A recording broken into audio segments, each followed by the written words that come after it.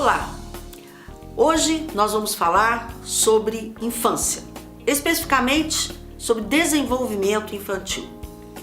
Tem duas situações no desenvolvimento infantil que preocupa não só o médico, mas também os pais. A primeira situação que nós vamos discutir aqui hoje com o Dr. Adriano Masson, que é endocrinologista, é sobre a questão da baixa estatura.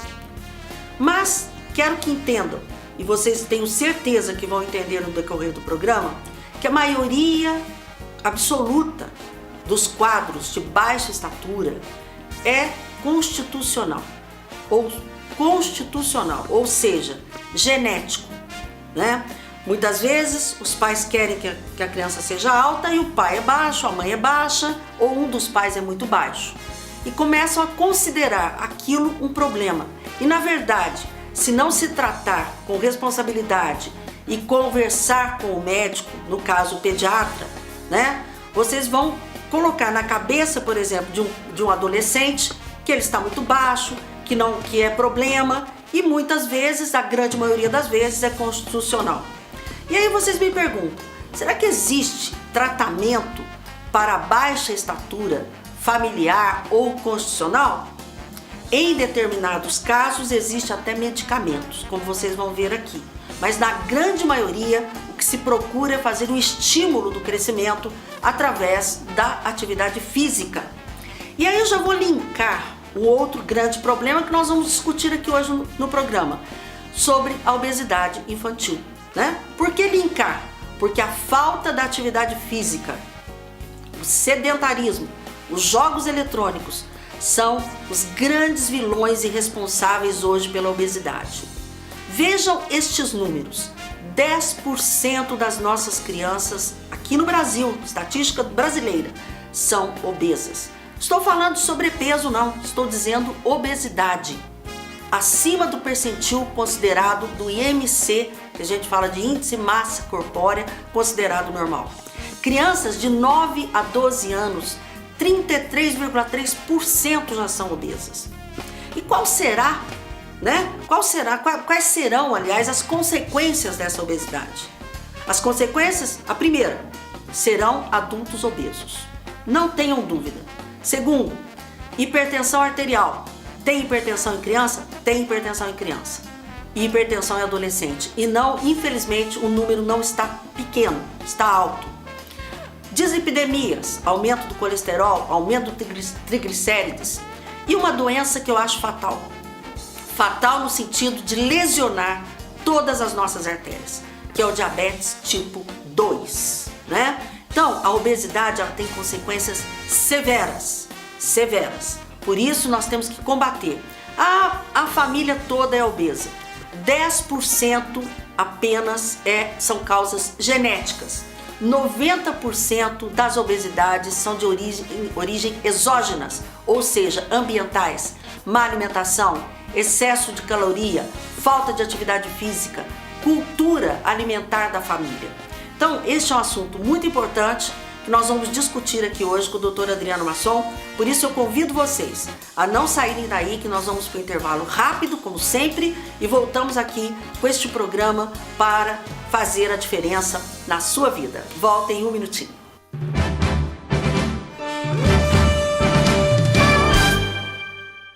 Estamos de volta com o programa Saúde em Seu Lar e vocês viram hoje no editorial que nós vamos falar sobre desenvolvimento infantil. Mais especificamente sobre a questão da baixa estatura, que é algo que preocupa muito os pais, e muitas vezes não é nada, é constitucional. Então nós vamos esclarecer aqui essa questão da baixa estatura. E vamos falar também da obesidade infantil, que infelizmente hoje 10% das nossas crianças aqui no Brasil já são obesas. Eu não estou falando em sobrepeso, estou falando em obesidade. Crianças de 9 até 12 anos, 33,3% dessas crianças já são obesas. Então, algo realmente que nos preocupa bastante. E para falar conosco, meu amigo, grande endócrino aqui de Poços de Caldas, quero apresentar aí para as cidades todas que agora acompanham o programa Saúde em Seu Lar, Dr. Adriano Masson, que é um prazer receber aqui para conversar conosco. O Dr. Adriano Masson, ele é endocrinologista e ele tem uma uma especialização dentro da endócrina com criança, né? Você tem uma experiência grande com criança, né, Adriano? Muito obrigada, viu? Boa noite, Regina. Muito obrigado pelo convite, né? Tá em mais uma oportunidade de estar conversando com você aqui, discutindo alguns problemas que incomodam a sociedade e que levam a população a pensar e mudar alguns paradigmas. Exatamente. Então, eu estava conversando com o doutor Adriano, o que nós poderíamos estar falando mais, né? Essa questão da baixa estatura eu quis abordar um pouquinho, Adriano, porque assim, eu como pediatra recebo muito no consultório também, até nos postos de saúde, né, nas UBSs, as mães assim, meu filho não cresce, o amiguinho dele é o último lá da fila, o meu filho não cresce, né? Então, para a gente entender um pouquinho, para as pessoas entenderem um pouquinho, como é que se dá, na verdade, Adriano, o crescimento normal, né? O que é, afinal de contas, assim, é claro que, numas palavras que as pessoas possam entender, o que é o crescimento? Ok. Bom, vamos dividir o crescimento em 3 partes, né? 3 fases são mais importantes. Tá. Vamos falar da primeira, que é a mais importante, que é a intrauterina. Sim. Então, as crianças dentro do útero têm uma velocidade de crescimento que nunca mais elas vão ter fora do útero. Certo.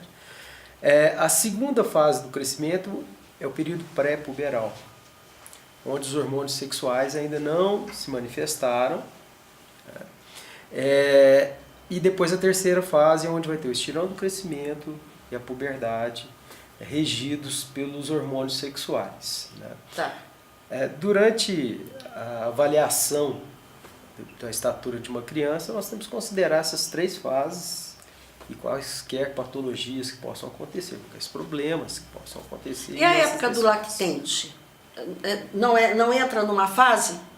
Então, ele já entra, do ponto de vista crescimento e desenvolvimento, nessa fase pré-puberal. Pré-puberal. Sim. Ok.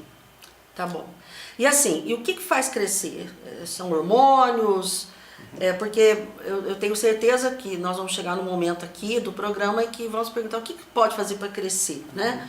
O que nós podemos fazer dentro da questão da epigenética, né? Que é a genética juntamente com o meio ambiente, né? Sem dúvida. Nós podemos fazer alguma coisa? Sim. Não, mas aí são hormônios? Então tá, dentro do útero são vários hormônios que vão levar ao crescimento fetal e algumas relações da circulação placentária também são importantes e ressaltadas. Certo. Depois que a criança nasce, quem vai reger esse crescimento é o hormônio de crescimento mesmo. E na terceira fase que eu falei, que é a puberal, seria o hormônio de crescimento mais os hormônios sexuais. Em suma, todos são hormônios, mas cada hormônio tem uma ênfase diferente nessas fases do crescimento. E onde que cresce assim? As pessoas ficam interessadas. Onde que cresce? Existe um local específico? Sim. Um núcleo específico? Sim. O que faz a pessoa crescer é a cartilagem. Sim.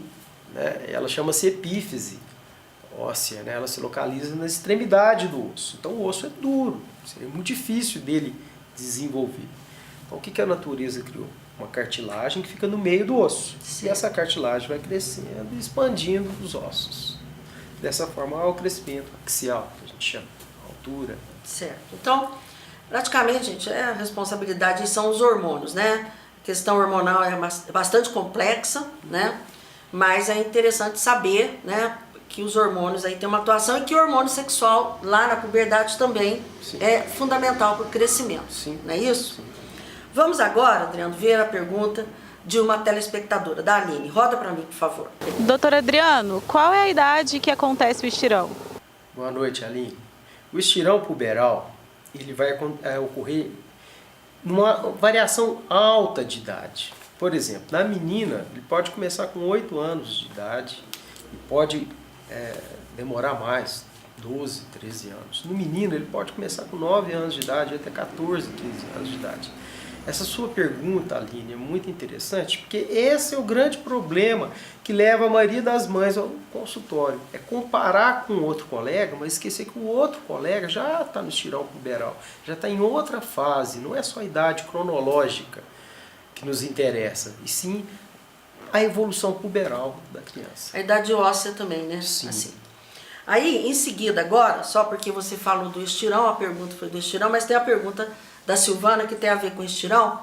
Roda para mim, por favor. Doutora Adriana, eu tenho uma pergunta. O que é estirão? Boa noite, Ivana. O estirão de puberal é a fase onde a gente tem a maior velocidade de crescimento. O que quer dizer com isso? Enquanto a criança vinha crescendo com a velocidade de 5 centímetros por ano, aproximadamente, e devido aos hormônios sexuais, ela passa a crescer a 8 centímetros por ano. É uma fase onde há um aumento na velocidade de crescimento, mas é uma fase que também há um aumento na calcificação dos ossos, já predizendo que em breve a criança também vai começar a reduzir o tanto que ela crescia e vai parar de crescer. Mas por que quando, por exemplo, a menina, isso é uma pergunta, menstrua, né, ou seja, faz a menarca, realmente desacelera, até às vezes para de crescer? Por que acontece isso? No advento da menarca, a menina está com a maior fase, maior pico de estrogênio plasmático que a mulher vai encontrar durante a vida. E esse hormônio, que é um hormônio anabolizante, vai produzir o crescimento axial, mas ao mesmo tempo ele vai produzir o fechamento das epífises ósseas. Que é onde cresce ali. Da cartilagem que faz crescer. Que você havia falado. Só para dado estatístico, geralmente uma menina, depois da primeira menstruação, ela vai crescer mais 7,5 centímetros, as brasileiras, e vai parar de crescer. Tá. Isso tem a ver com diferença de países? Tem. Porque aí é a questão genética, né? Sim, genética, social, também há. Que aí entra a questão ambiental. Sim, sem dúvida. De desenvolvimento mesmo, né, do país, né? Sim, sim. Tem influência, né, Adriana? Tem. É interessante isso. E o menino? Ele qual que é a diferença entre a relação? Por que o menino, ele cresce, ele não para de crescer? Porque, claro, ele não vai fazer menarca, nada disso. É por isso que ele cresce mais? Uma das explicações, vamos dizer? Olha, antropologicamente, se a gente for pensar, quase todos os machos das espécies animais são maiores que as fêmeas das espécies animais, né? Talvez o homem não foge a essa regra, né? O Homo sapiens não foge a essa regra. Talvez pelo papel que o macho no bando era atribuído a ele, né? Que é a proteção e etc. Né? Quer dizer, então na própria natureza, é claro que o homem, ele veio do Homo sapiens, sim, já tem a ver com isso. Sim, eu acreditaria que seja tem isso. A ver também com a questão do fechamento, né? Sim, o fechamento das epífises ósseas é mais tardio nos meninos, sim. A forma de produção do estrogênio na menina e da testosterona no menino ela é um pouquinho diferente, porque a menina tem alguns pulsos de estrogênio maiores, enquanto o menino vai subindo a concentração de testosterona gradativamente, sem muita oscilação, como a mulher tem, né? Adriano, então na verdade uma menina ela vai cessar o crescimento ali por volta dos seus 15, 16 anos e o menino por volta dos seus 18, 19 anos, em média. Isso é muito variável, em média. Em média, né? Nós estamos falando em média. Sim, depende de outros fatores. Né? Agora, tem como, as pessoas chegam e falam assim, que altura que meu filho vai ficar? Tem como se você dá uma previsão aí para a família? Okay. Às vezes, eu quero que meu filho jogue basquete, eu quero que meu filho faça isso, faça aquilo. Que altura, doutor, pode ser que ele fique? Tem como você dar uma previsão para os pais? Olha, a estimativa, né? Previsão não. Nós erramos sim.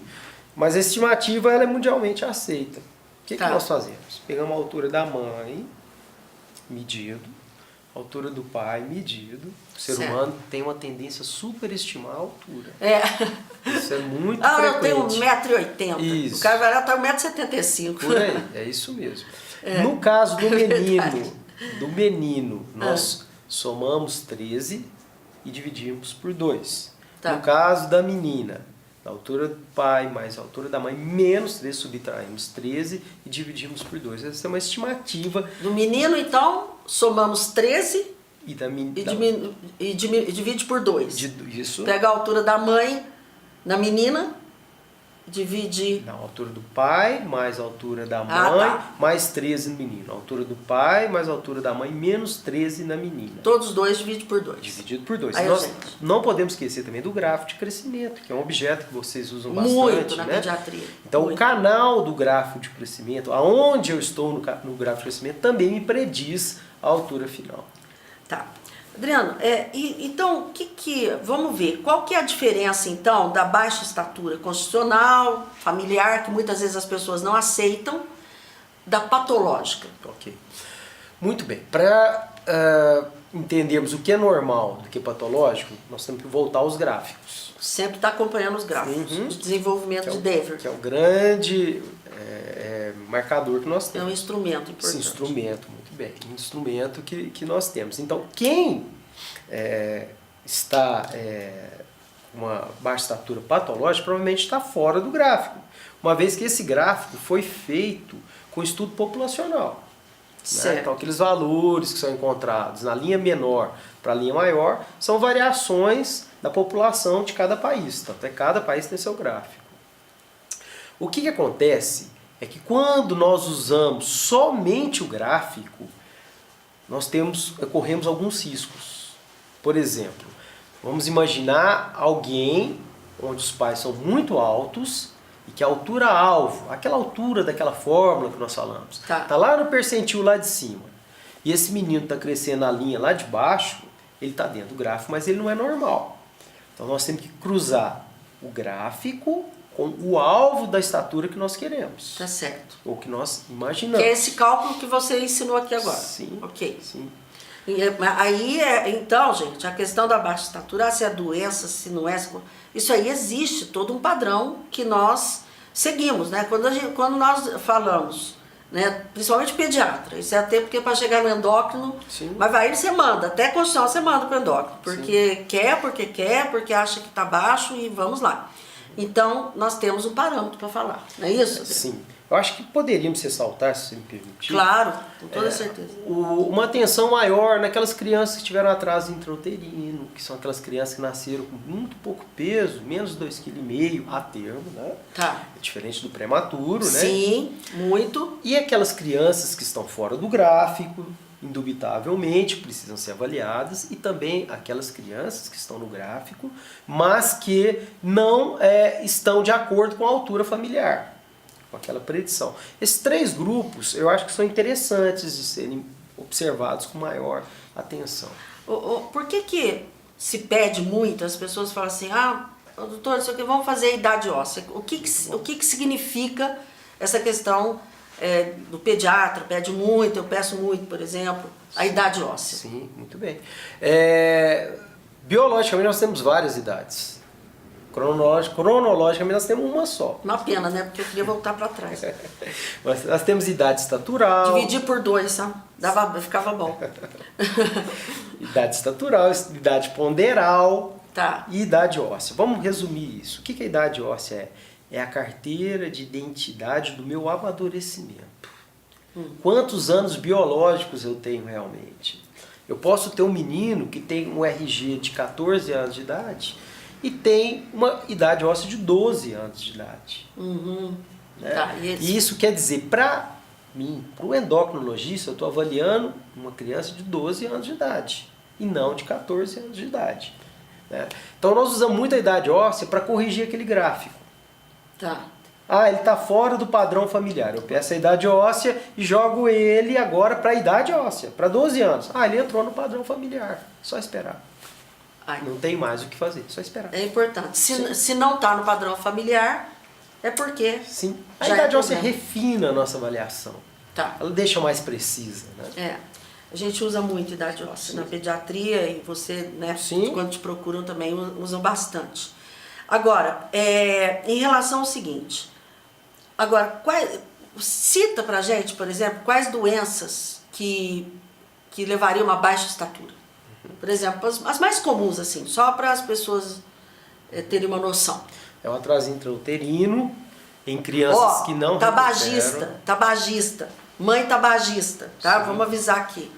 Bebê nasce pequeno para a idade gestacional, PIG. Sim. Isso impacta ou não no crescimento? Sem dúvida. tá? 15% das crianças que nascem com baixo peso, né, não conseguem recuperar a altura final. Tá. Porque esse crescimento dentro do útero, como eu disse no início Uhum. da nossa conversa, ele é o maior crescimento que a gente tem. A gente dobra de tamanho Tá. em curtos espaços de tempo, né? Então esse seria um ponto. As meninas com síndrome de Turner, Tânia. quem que são essas meninas? São meninas que têm uma alteração cromossômica, né? Elas não têm um cromossomo sexual. E são meninas que têm baixa estatura com alguns estigmas genéticos e que não amadurecem do ponto de vista sexual. Porque o ovário é falido nessa síndrome. É atrofiadinho, né? Atrofiado. Tá. Não Não é muito comum síndrome de... Não é muito comum. Tá. As doenças que requerem o uso do hormônio de crescimento são raras, né? Sim. Vão dar 2%, 3% das avaliações que nós temos. Tá. Vamos pensar também nas crianças que tiveram problemas hipofisários. Lembrar das crianças que tiveram trauma de crânio severo, acidente de carro, tumores. Tá. Né? São pessoas que, indubitavelmente, o hormônio de crescimento traz benefícios, né, para essas crianças. Crianças com hipotiroidismo perdem a velocidade de crescimento. Hipotiroidismo, porque tem o hipotiroidismo congênito, né? Sim, hipotiroidismo congênito, né? Tem a forma subclínica, que não tem tanta clínica. Sim. E tem um déficit de crescimento. Sim, que pode comprometer esse crescimento, né? Tem outras formas de reposição de hormônio de crescimento que são menos usuais. Às vezes, no atraso de crescimento constitucional, algumas questões podem ser consideradas com muita ressalva, um tratamento extremamente caro para um ganho de 4 centímetros de altura final, talvez gente muito questionável. Né? Questionável. Muito questionável. Eu vou te perguntar, daqui a pouco, nós vamos ter que ir para o intervalinho aqui rapidinho, e vou te perguntar qual o tratamento, né, para criança que não é doente e a família quer porque quer que, né? Existe isso. Sim. Olha, não saio daí, hoje nem vou ficar falando muito, porque temos muito assunto para conversar aqui com o doutor Adriano. Só convidar vocês para continuar prestigiando o programa Saúde em Seu Lar, porque, na verdade, o que eu quero é continuar fazendo diferença na sua vida. Volto já já.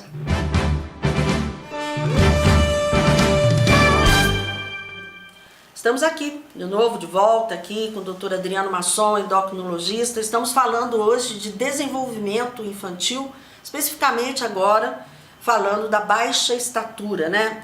E aí, Adriano, a criança, ela tem uma baixa estatura constitucional, né? Já identificou isso e tal. Existe algum tratamento para poder, vamos dizer, satisfazer os pais? E às vezes a própria criança tem seus 12 anos e se considera muito pequenininho, principalmente menino. Hoje em dia até menina, né? Ser alta, esbelta.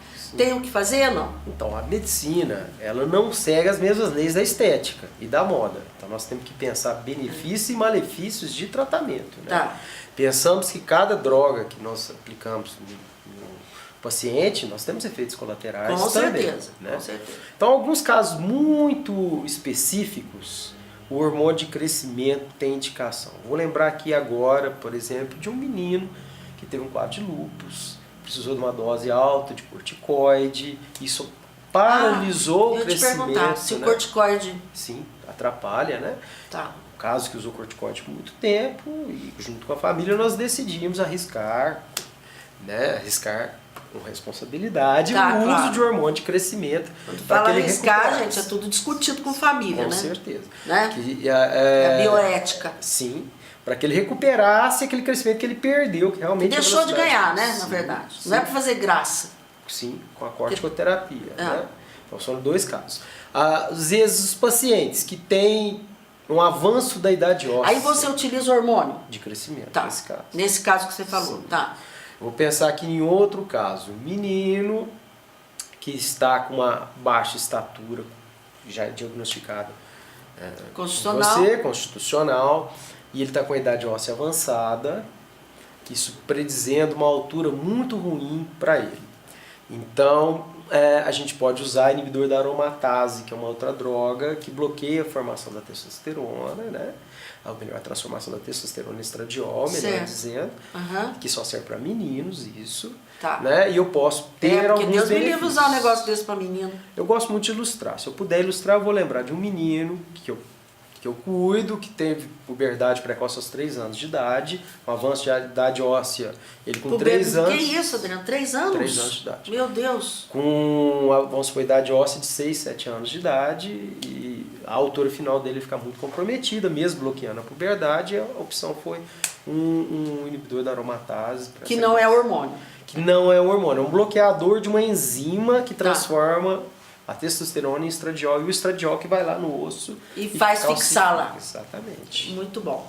Agora, esporte, natação, você acha que colabora para o crescimento? Sim, vamos pensar que um dos testes que a gente faz para avaliar a produção de hormônio de crescimento, com suas críticas esse teste, mas ele é legítimo, é o teste do exercício. Então, toda vez que eu estou pedalando, estou dosando hormônio de crescimento, eu observo que o hormônio de crescimento sobe. Né? Então, por que não o esporte não poderia ser benigno nessa situação, ponderando que não tem efeito colateral nenhum? Aliás, é bom. Muito né? bom. Inclusive para combater o que nós vamos falar daqui a pouco. Sim, até o Que é a fato obesidade. da menina, principalmente obesa, ter mais estrona, que é um hormônio produzido pela célula gordurosa, e facilitar a calcificação das epífises ósseas mais rapidamente também. Então, as crianças com menos peso tendem a ter uma idade óssea menor do que crianças com mais peso. Tá? Provavelmente Então a efeito obesidade, o excesso de tecido adiposo, que hoje nós sabemos que o tecido adiposo ele também produz é um hormônios, sistema endócrino. é um sistema endócrino, né? Hoje nós, Tecido. quer dizer, já tem um tempo, mas antes achava que a gordura era só gordura. Sim. E não, né? Então, e também predispõe a baixo crescimento. Predispõe ao avanço da idade óssea. Acho que eu vou ser mais avanço da exato idade se eu óssea. falar isso. Porque à dessa medida forma. que avança a idade óssea, mais rapidamente consolida lá Sim, a epífise. sim, Não é isso? Sim. Tem uma pergunta aqui, pra gente já mudarmos de assunto. Só lembrando, do raquitismo, que também produz baixa estatura. Sim. É uma situação também que eu não sei, eu pelo menos estou falando aí pela minha experiência, tá? Anemia, Sim. né? E a famosa desnutrição, né? Isso é mais pediatra que pega. Mas é muito interessante essa interação do pediatra com o endocrinologista. Sim. Né? Porque realmente eu estou muito focado nas questões endocrinológicas e hormonais. Mas você está muito bem lembrado. Doença celíaca, por exemplo, é uma causa de não é? baixa estatura. Né? E essa Fibrose interação cística, é muito boa. fibrose Sim, cística. sim. Porque assim, o pediatra ele tem que ter essa visão clínica geral. Agora, quando a coisa começa a ficar específica, endócrino, só o endócrino que domina, né? Mas eu estava aqui lembrando, conversando com você, lembrando, né? Que eu tive crianças com anemia severas, Sim. com baixa estatura, crianças que tiveram desnutrição, que hoje mudou-se a pirâmide, né? Na verdade, a desnutrição não é tanto mais, é mais obesidade. Sem dúvida. Tá ao contrário o negócio, mas eu, 30 anos que eu já sou pediatra, então peguei muita desnutrição com baixa estatura e o famoso raquitismo, né? Sim. As situações Mas só para carenciais. lembrar. Bom, vamos lá a pergunta então. Vou pedir para rodar para mim a pergunta da Sandra. Roda para mim, por favor. Eu quero saber se a criança cresce à noite. Boa noite, Sandra.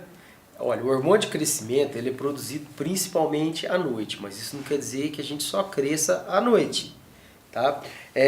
Por quê? Porque tem outras situações que também regem o crescimento de uma criança. Então, não, eu diria que não. Né? Não.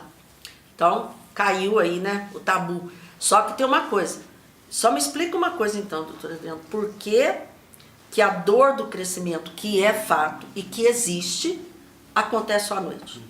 Você já percebeu? Não percebi. Mas eu tô te falando como experiência. Sim. E na descrição, quando você vai ler sobre dor de crescimento, fala assim: a dor de crescimento é de tarde para de noite. A criança brinca, corre, faz tudo. Chega de tarde para de noite, chora de dor. Não sei Existe alguma explicação para isso? Conheço. Endócrina? Não Porque conheço.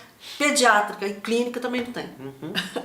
Então, a gente tem coisa que não tem explicação, né? Mas que acontece, dessa forma acontece, né? Bom, eu acho que você tem mais alguma coisa de baixa estatura importante que você queira dizer? Acho que eu sim gostaria só de deixar uma mensagem final. Fique à vontade. Vamos lembrar que às vezes a baixa estatura é mais doença da mãe do que da criança. É né? verdade. Então, quer dizer, eu acho que conversar, explicar, trabalhar a autoestima da criança vale às vezes muito mais do porque muita coisa nós conversamos aqui. Né? Porque às vezes, Adriano, chega mãe, porque meu filho não cresce, a criança está até olhando maior tristeza para você assim, sabe? Principalmente pega os menininhos de 12, 13 anos, meu filho não cresce, ele é o primeiro da fila a vida inteira, ele não sei o quê.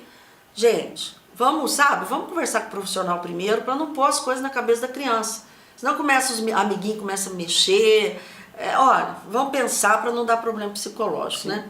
Eu já tive uma criança com problema psicológico seríssimo por causa dessa questão de crescimento. Sim. Seríssimo. Bem, vamos falar agora de um problema que eu acho assim que para mim vai se tornar para as nossas crianças e adolescentes o mal do século, que é a questão da obesidade. Né? Eu acho que é um assunto assim que nos preocupa muito, muito mesmo, na área da pediatria, e eu tenho certeza que para vocês também. Até o Adriano falando, olha, endócrino a gente vê a parte hormonal, né? Mas hoje a obesidade é tratamento multidisciplinar, né? E o endócrino, ele tem um papel importante. Aí nós vamos começar, porque aí você já vai poder começar a explicar a questão da obesidade, né? A pergunta da Maria do Carmo. Roda para mim, por favor. Doutora Adriano, como eu posso saber quando uma criança é obesa? Boa noite, Maria do Carmo. O conceito de obesidade infantil, ele é baseado no gráfico do IMC. Essa é uma forma da gente poder avaliar. Então, quando a criança vai no consultório, você pesa, mede e calcula o IMC. Para te explicar melhor, você precisaria ver um gráfico de IMC, porque esse índice de massa corporal, ou IMC, ele varia de idade para idade. O mito do obeso saudável, da menina bonitinha, gordinha, rechonchudinha, eu acho que o próprio nome já diz, é mito. Na verdade, nós trabalhamos com graus variados de obesidade. E cada grau de obesidade tem um problema severo envolvendo ele. Existe aí uma questão técnica, né, que nós fazemos para considerar se está sobrepeso, se está obeso. Sim. Acima de qual IMC? Vamos colocar acima de qual IMC que nós podemos já acender a lanterna. Olha, né? No gráfico do IMC por idade, a gente vai ter a curva, né, de 50%, 75%. Né? Então as crianças que estão dentro do gráfico, na última linha, entre a última e a penúltima, tem sobrepeso. Tá. Saiu do gráfico já é obesidade. É difícil, porque eu vou... Isso aí daria o quê? Vamos supor uns 30%, você acha? De IMC, De IMC. É porque se no adulto, vou extrapolar um dado do adulto para um número seco, né? 30 de IMC já é obesidade, 30 na criança nem se fala. Nem se fala. Né? Com certeza. Mas a acurácia melhor é cruzar com a idade. Tá. O IMC com a idade vê qual o padrão. Aí, eu queria ouvir a sua opinião. Você acha que já estamos vivendo uma epidemia? Sem dúvida. Uma epidemia, algo assim realmente... Por exemplo, nos Estados Unidos nós sabemos lá que 70% da população, aí eu não estou falando só de criança, né, gente? 70% da população já são obesas. É uma coisa absurda nos Estados Unidos. Sim. Né? Justamente por alimentação, uma série de coisas.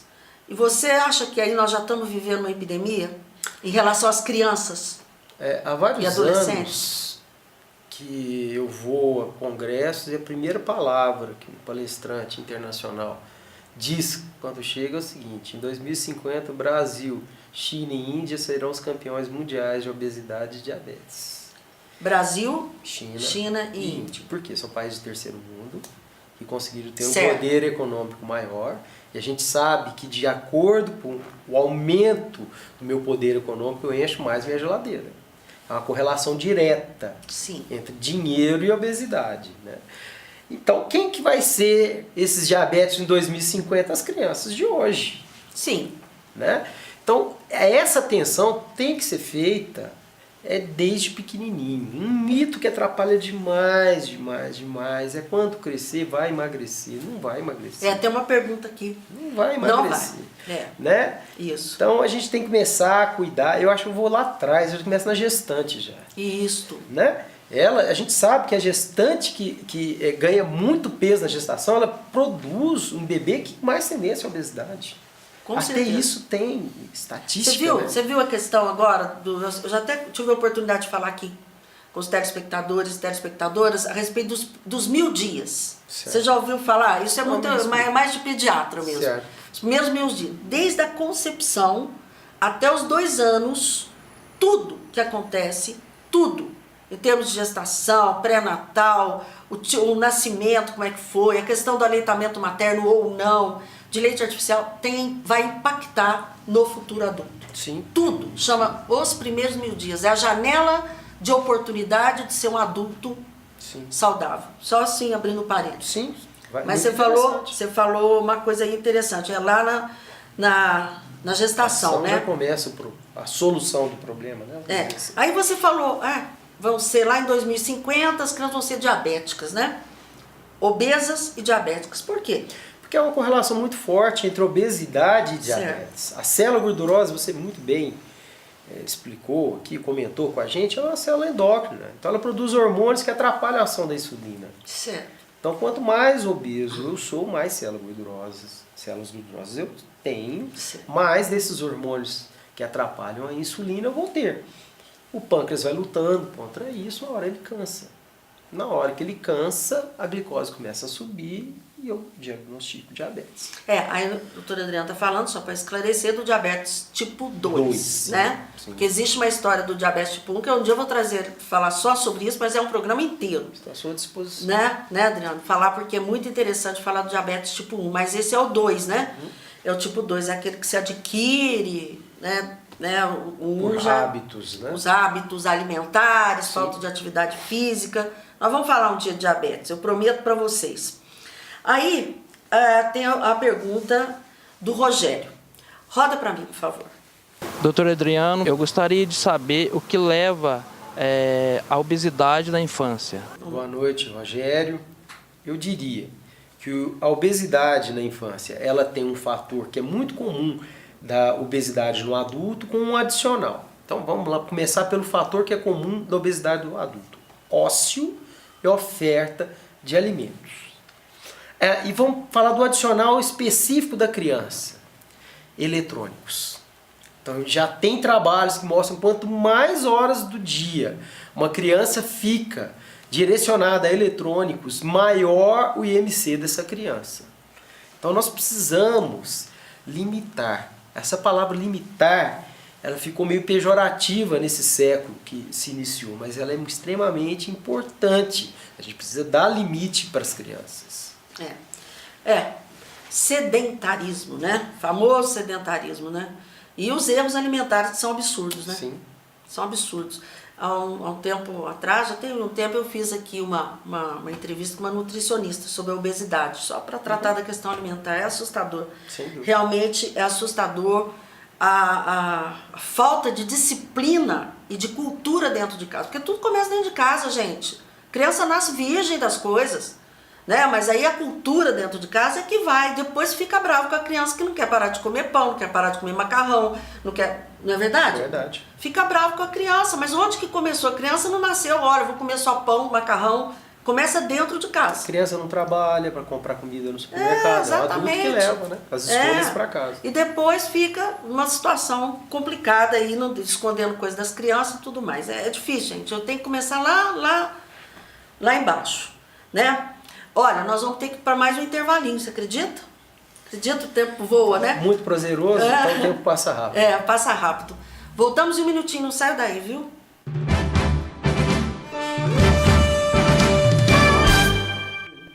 Nós já vamos começar esse bloco, né, que ele é menor, com a pergunta do Cláudio. Roda para mim, por favor. Qual a possibilidade de uma criança se tornar um adulto obeso? Seu desenvolvimento, como a gente vai perceber essa diferença nela no dia a dia e no crescimento dela? Boa noite, Cláudio. A chance de uma criança obesa se tornar um adulto obeso é imensa. Se você for observar, uma criança obesa provavelmente já vem de uma família obesa. Né? Provavelmente esses hábitos já vêm bem lá de trás. E esses hábitos não vão ser mudados facilmente. Um fato que é interessante, Cláudio, só para te resumir, é quando o pai obeso, a mãe obesa leva o menino obeso para o menino emagrecer. Isso não vai funcionar. Vai funcionar quando a família toda conspirar a favor de uma perda de peso. Então, quer dizer que uma criança que é obesa vai ser um adulto obeso, né? Tem grande chance. Uma chance enorme, né? Enorme. Lembrando aqui que nós falamos, gente, que gordura não é uma coisa que se perde fácil. Não perde, né? Além de ser produtora de hormônio, não é isso? Agora,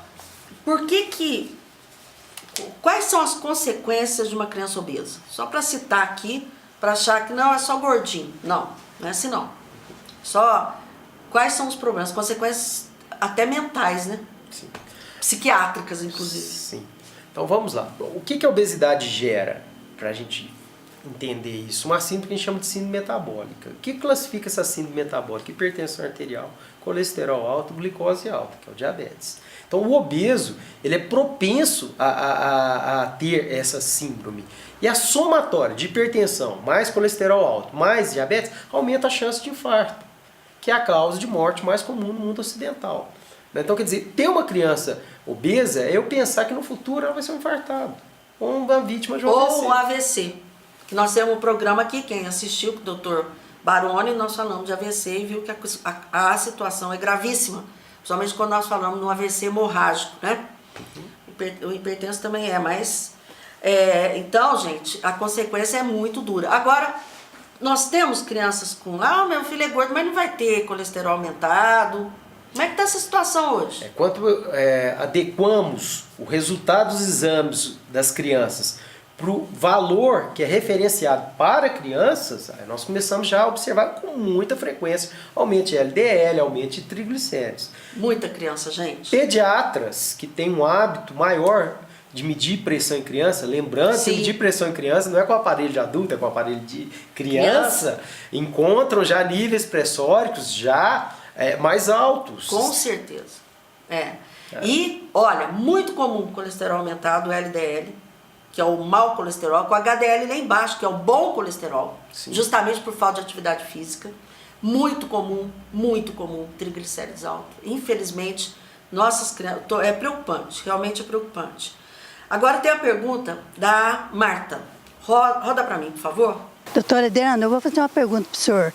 Será que por causa dos pais ser obesos, tem possibilidade dos filhos também ser obesos? Boa noite, Marta. Realmente a chance de uma criança ser obesa envolve a genética dos pais. Mas qual o percentual disso? Seria a pergunta. No máximo de 20% a 30%. Então de 70% a 80% do nosso corpo, da nossa composição corporal, do nosso peso, vamos chamar assim, é comportamental.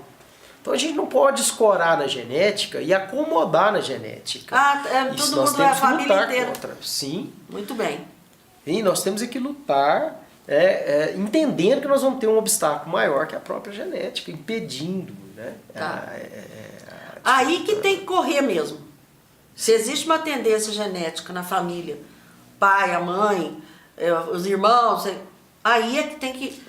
Só uma ressalva nessa questão da genética. Tem um trabalho que pesa os cachorros de uma família obesa. Os cachorros são obesos. E o cachorro não tem genética semelhante à nossa. Quer dizer, o hábito é muito mais forte. Tem um trabalho desse? Olha que interessante, gente. Sim. Até o cachorro fica obeso. Por quê? É a desproporção da quantidade. Eu começo a colocar quantidade de ração proporcional ao que eu entendo que é pouco ou que é muito. E o cachorro come. Ele é racional, ele vai comer. Né? Um dos trabalhos que a gente tinha na medicina preventiva é deixar a criança fazer o prato. Não a mãe nem o pai. Isso melhora. Porque a desproporção talvez não seja tão forte na criança quanto em nós adultos.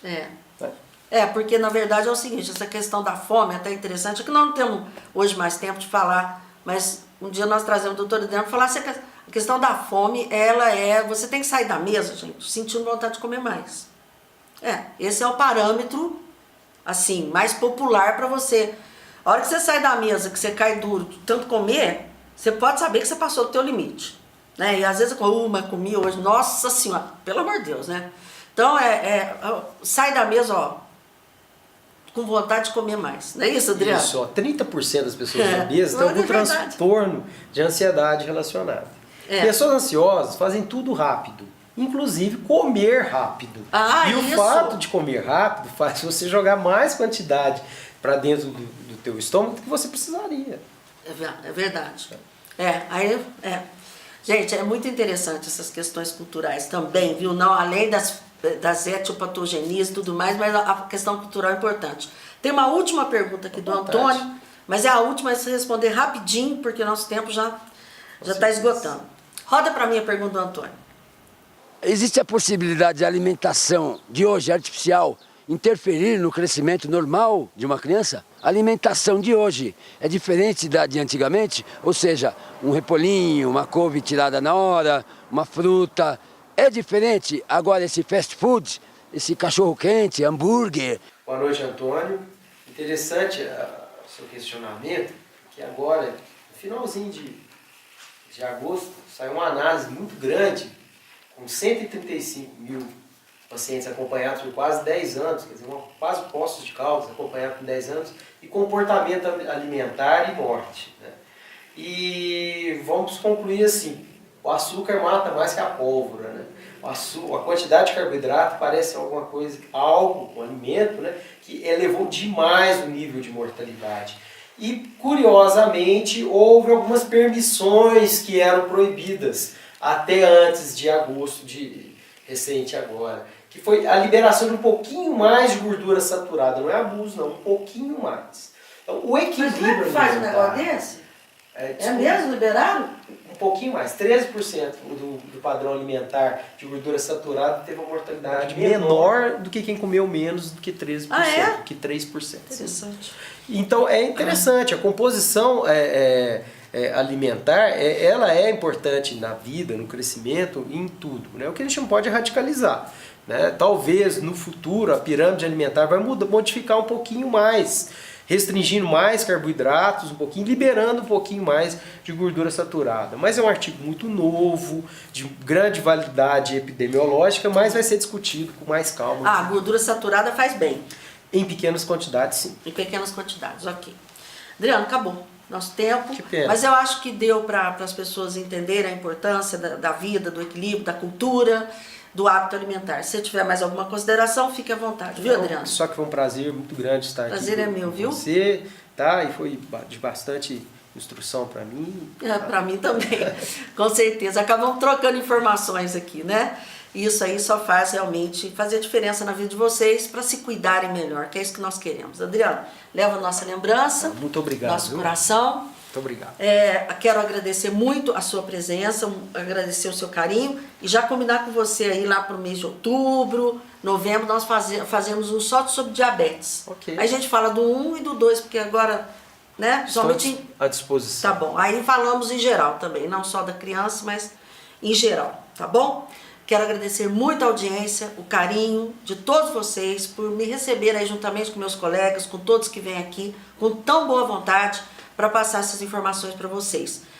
Nós queremos sim que você viva melhor, que você tenha saúde, que você se cuide. Promoção à saúde e prevenção às doenças é o que vale, né? O melhor remédio é a prevenção, não tenham dúvida disso. Até a próxima semana, claro, se assim lhe permitir. Um grande abraço, até lá.